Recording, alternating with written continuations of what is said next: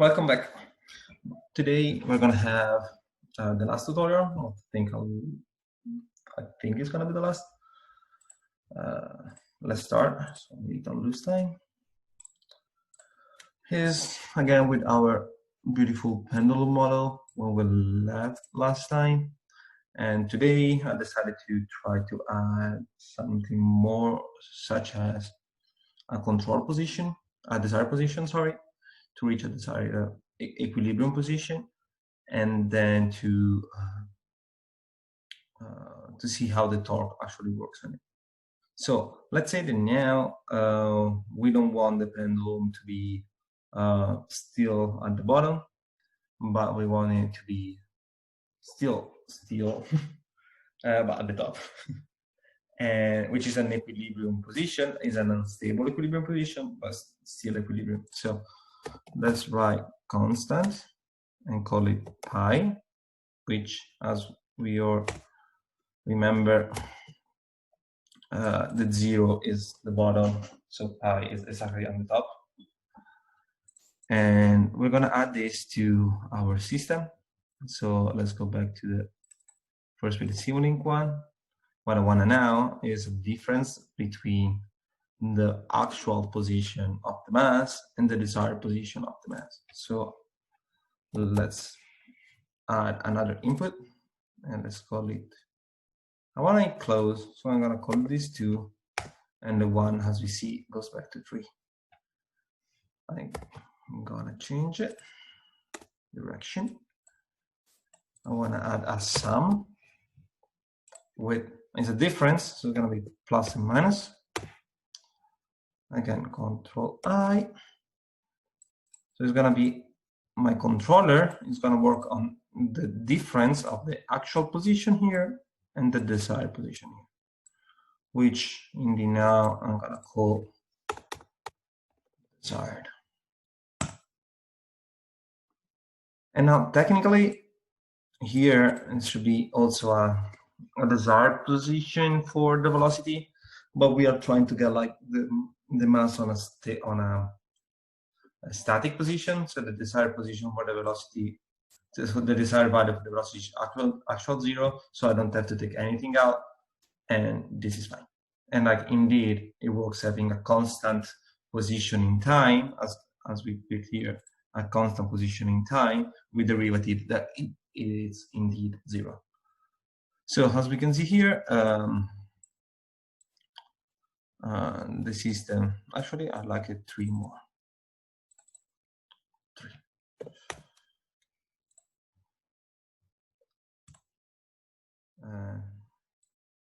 Here we go.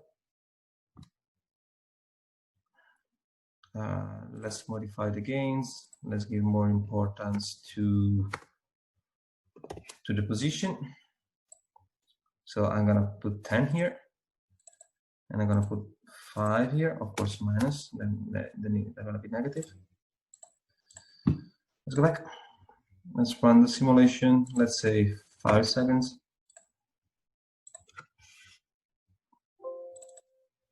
Here we go. The velocity that starts at 0 goes up, and then at the end the pendulum is still. The mass that starts at p/3 increases in time its position because our torque now is pushing the bar such that until the position reaches 3.14, which is indeed pi. As we can see here, indeed the torque now starts as high as it means, like really high, and then like it decreases as long like the mass needs to stop. So it's working on the velocity, because like, if it continues to push as much, then it's gonna just go over, and then it's gonna end at the end since it reached the equilibrium position. Let's like see what happens if we put like minus pi. Apply. Okay, let's run it. Here we go. The velocity now goes down from the beginning. We have the position, I'm sorry, the position that goes to minus 3.14. in the equilibrium condition, which is really nice. As we can see, the torque now works from the opposite way. It's not like really on minus 40. It's like, yeah, I'm all the way over there. I'm gonna push negative in this way, because if you remember, it was positive counterclockwise, and now it's moving clockwise. So it's like, I'm gonna just push the mass and bring it to the condition I want. Let's say that something that you have to do in the project, so let's try to see now. It's called a saturation block. The saturation block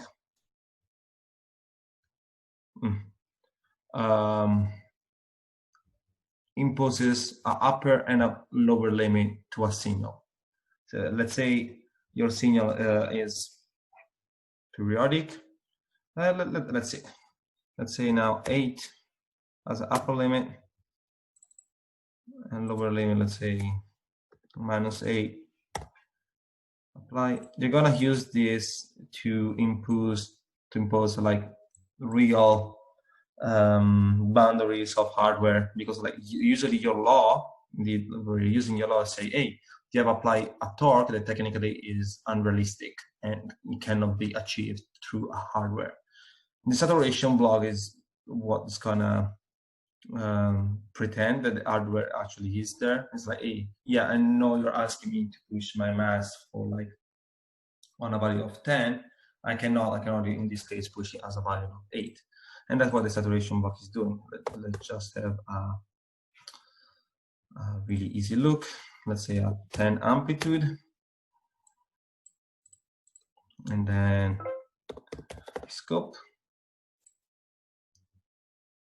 With 2 ports. I need your consent on a few items to continue. Oh, stupid fun. And so connect this.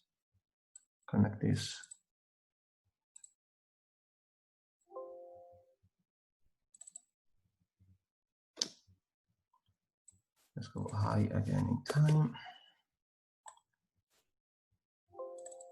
Here we go. As you can see, the saturation part cuts the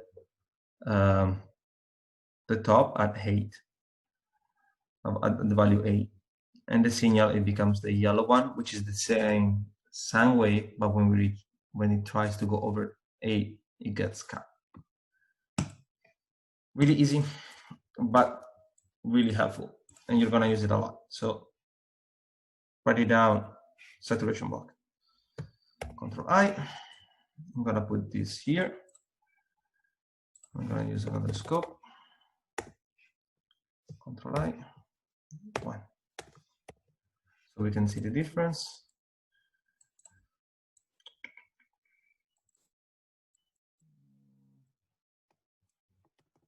I'm gonna divide the 2 parts better.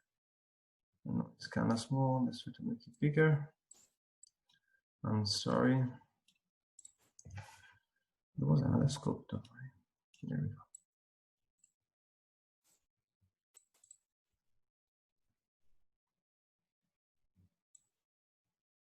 You can create technically another subsystem. It's like desire request torque.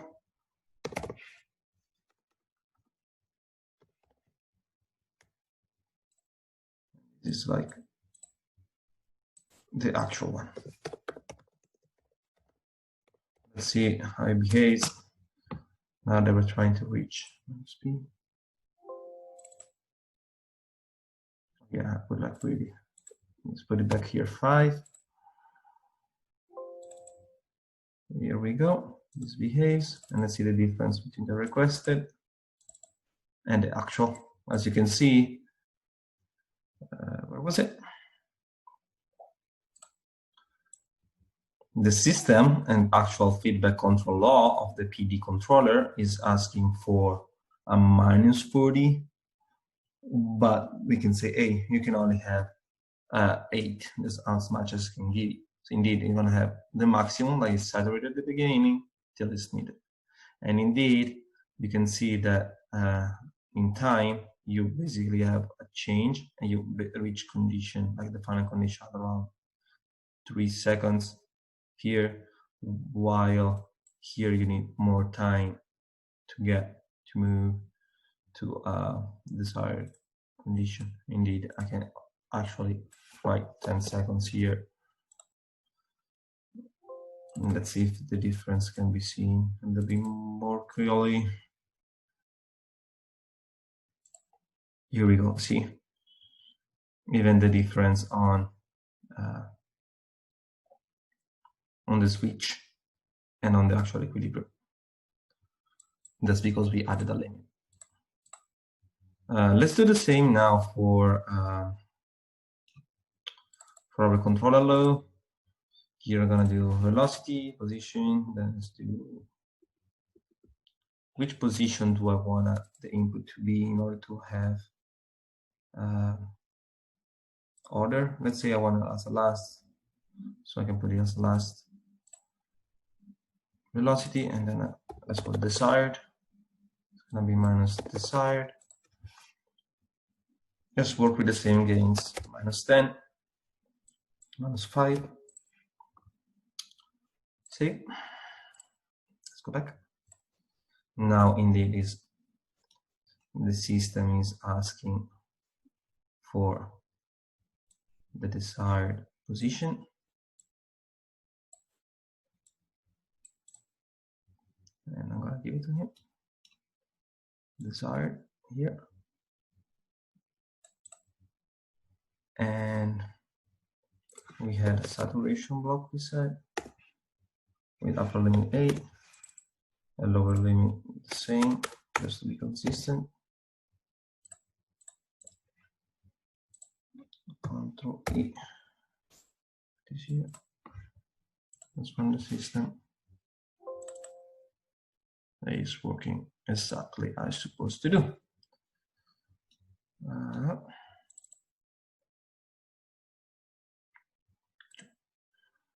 So with MATLAB and with Simulink only.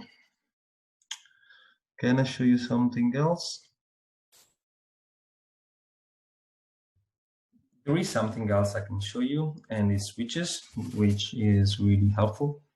I also want to say something else before talking about switches, which is like that if you select a non-equilibrium position, you are not expected to see the actual equilibrium position, because sometimes the system is pushing too much. Like the torque always tries to reach the desired position, which is a non-equilibrium one, and so the system in the middle is still moving back. And also, in order to achieve it better, you have to get like the right gains, and that it's kind of a bit more complicated. However, let's go back to switches. Here, the system is working fine. As you can see, minus pi is reached on both systems. I'm gonna show only one from now on.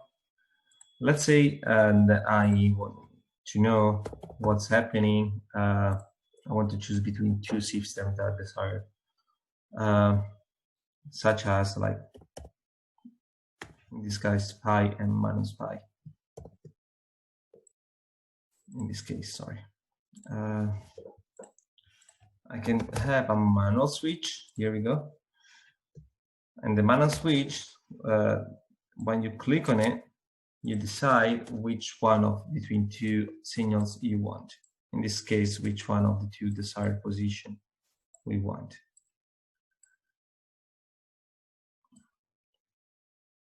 So we have pi and minus pi. In this case, I want to reach pi. So I run, and I do indeed reach pi and 0 velocity. I double click the manual switch, I run it again. Oh, I reach minus pi.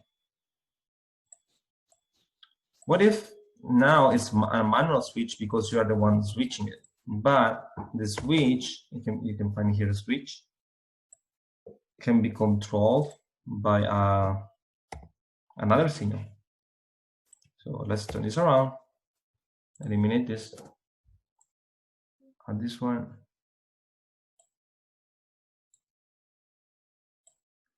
let's do first pi and then minus pi. And what can be our selection? It can be time. So I look for clock and simulating sources. Let's leave the decimation as it is, it's not important. And I connect it here. When we open the switch block, we see like criteria for passing first input. So the criteria in order to have the first input that passes, let's put 5 here, that's 5 seconds. So even if it's the way we see this way, at first we're gonna have minus pi because time is less than 5, and then we're gonna have pi. So basically now the system is supposed to try to reach minus pi and then go back and try to reach pi.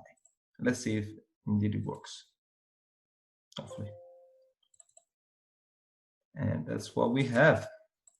As you can see, we start at the classic 1, or almost like p/3 and 0 velocity.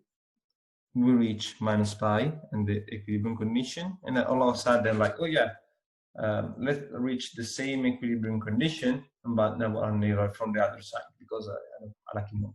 So we go all the way back with the maximum velocity and again 0 position to plus pi. And that's it. So basically, here at 5, can be noted how the switch changes. And I think that's all. I'm sorry if the final video is basically 2 videos together and I couldn't think of the switch at the beginning, but I think it's something that is that you're supposed to know. Thank you so much for watching these videos, and hopefully I was clear enough. Goodbye.